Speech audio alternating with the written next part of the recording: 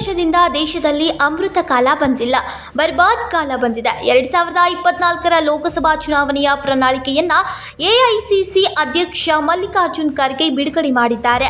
ಪ್ರಧಾನಿ ನರೇಂದ್ರ ಮೋದಿಯವರು ಕಳೆದ 2014ರಲ್ಲಿ ನೀಡಿದ ಭರವಸೆಗಳು ಇಲ್ಲಿಯವರೆಗೆ ಸಾಕಾರಗೊಂಡಿಲ್ಲ.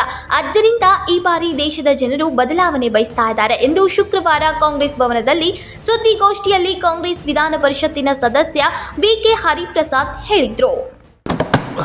ನನ್ನ ಜೊತೆ ಇವತ್ತು ಜಿಲ್ಲಾ ಕಾಂಗ್ರೆಸ್ ಕಮಿಟಿ ಅಧ್ಯಕ್ಷರಾದ ವಿನಯ್ ನಾವಲ್ಗಟ್ಟಿಯವರು, ಕಾಂಗ್ರೆಸ್ ಮುಖಂಡರಾದ ಶ್ರೀಮತಿ ಜಯಶ್ರೀ ಮಾಳ್ಗೆಯವರು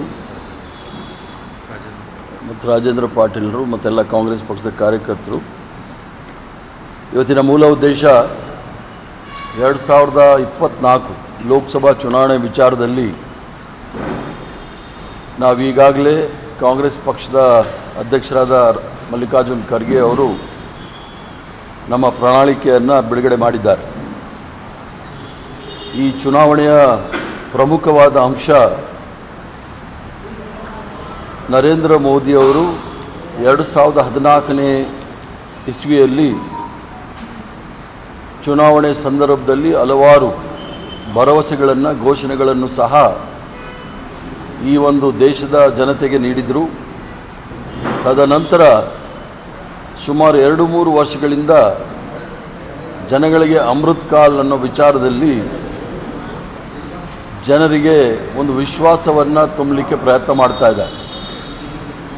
ಯಾವ ರೀತಿ ಅಮೃತ್ ಕಾಲ್ ಅಂತ ನೋಡಿದಾಗ ಈ ಒಂದು 10 ವರ್ಷದಲ್ಲಿ ಯಾವ ರೀತಿ ಜನಸಾಮಾನ್ಯರು ಕಷ್ಟ ನಷ್ಟಕ್ಕೆ ದುಃಖದಲ್ಲಿ ದುಃಖದಲ್ಲಿ ಇದ್ದರು ಅನ್ನೋದನ್ನು ಭಾಳ ಸ್ಪಷ್ಟವಾಗಿ ದೇಶದಲ್ಲಿ ನಡೆದಂಥ ಘಟನೆ ನಮ್ಮ ಕಣ್ಣು ಮುಂದೆ ಬರುತ್ತೆ. ನಮ್ಮೆಲ್ಲರ ಅಚ್ಚುಮೆಚ್ಚಿನ ನಾಯಕರಾದ ರಾಹುಲ್ ಗಾಂಧಿಯವರು